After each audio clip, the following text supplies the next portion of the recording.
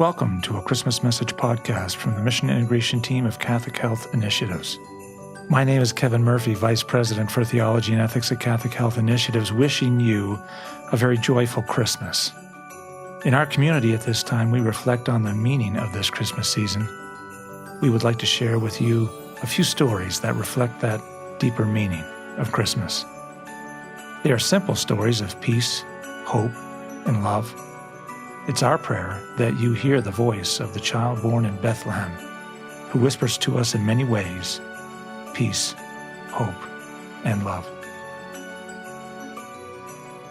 First, Laura shares a tender story between a granddaughter and a grandfather.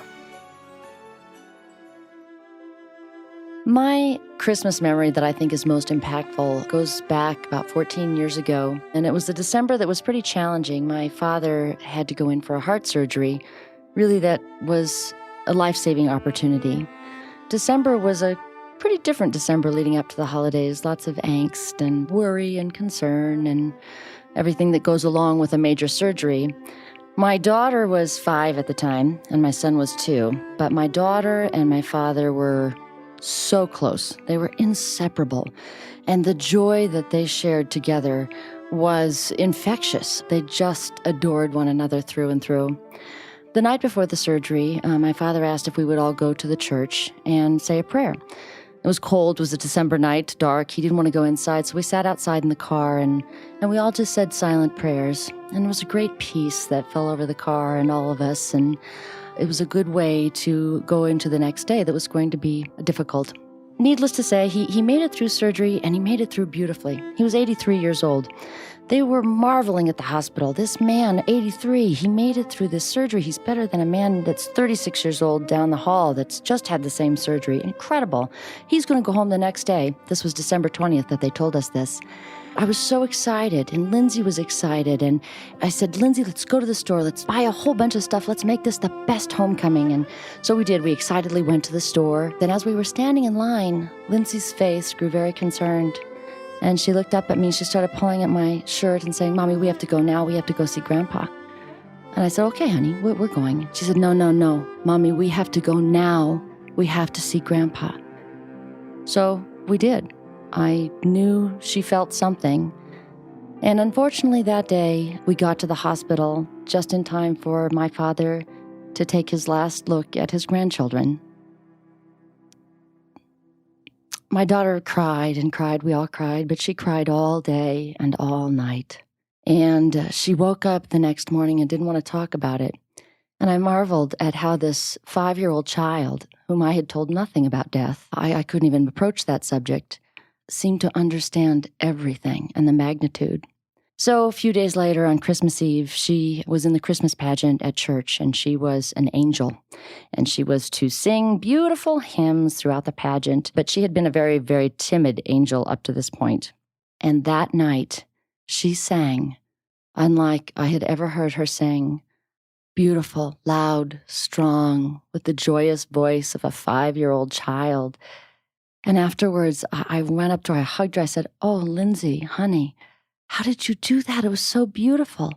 And she said, Mama, I was singing for Grandpa. He was here.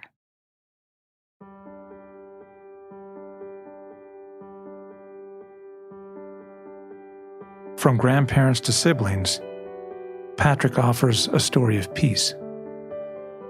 I'm the oldest of 6. The youngest in my family is my sister Laura. When I was growing up, our family did not have a lot of money. In fact, I remember a very difficult time. One Thanksgiving, we literally had nothing, and the doorbell rang, and went downstairs, opened the front door, only to find an incredible array of food that somebody had left there for us. My parents, they gave us the gift of creativity, of fun.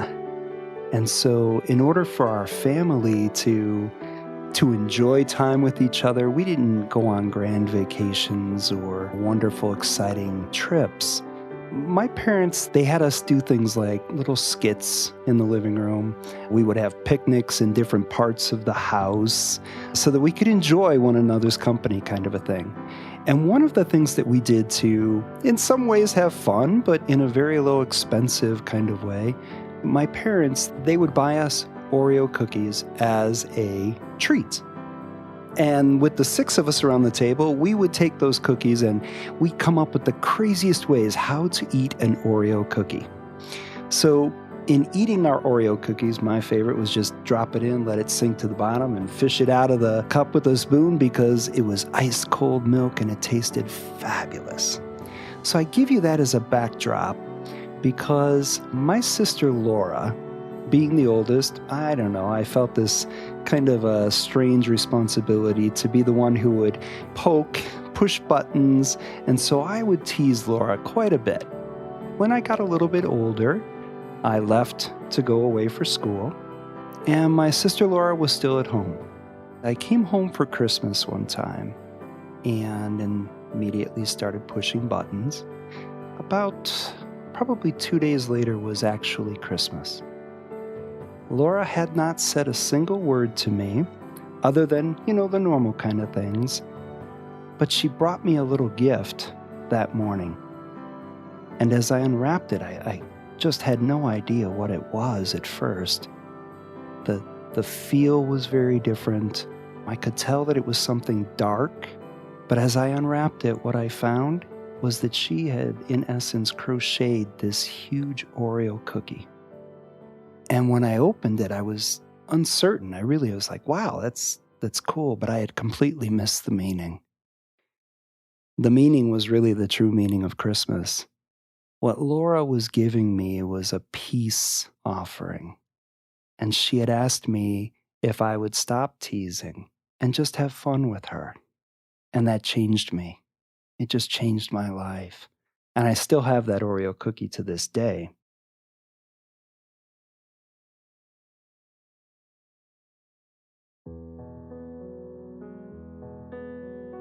Next, a story of tradition, woven with love.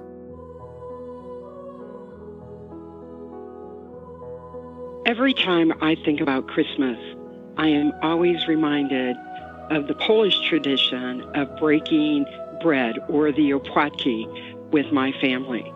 And a Christmas does not go by without that vision of the family gathered in the family room and my grandparents gathering all of us around and Grandpa giving the first blessing, and then as he passes out the opłatki, the sacred bread, giving it to each one of us, asking each of us to break that bread with one another, giving a wish and a blessing of good cheer. That continues today in my family, even without my grandparents. And so this Christmas, I'm reminded of standing virtually in the living room with my parents, my father saying the blessing, breaking the bread, and wishing each one of us good cheer. So my wish for each of you is one of Christmas joy, wonderment, and peace.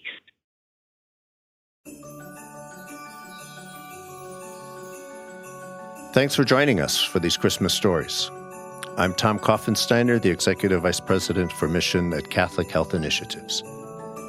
And on behalf of Catholic Health Initiatives, I just want to wish you a Merry Christmas. Actually, I think I could have done that better. Merry Christmas! Yeah, that's better.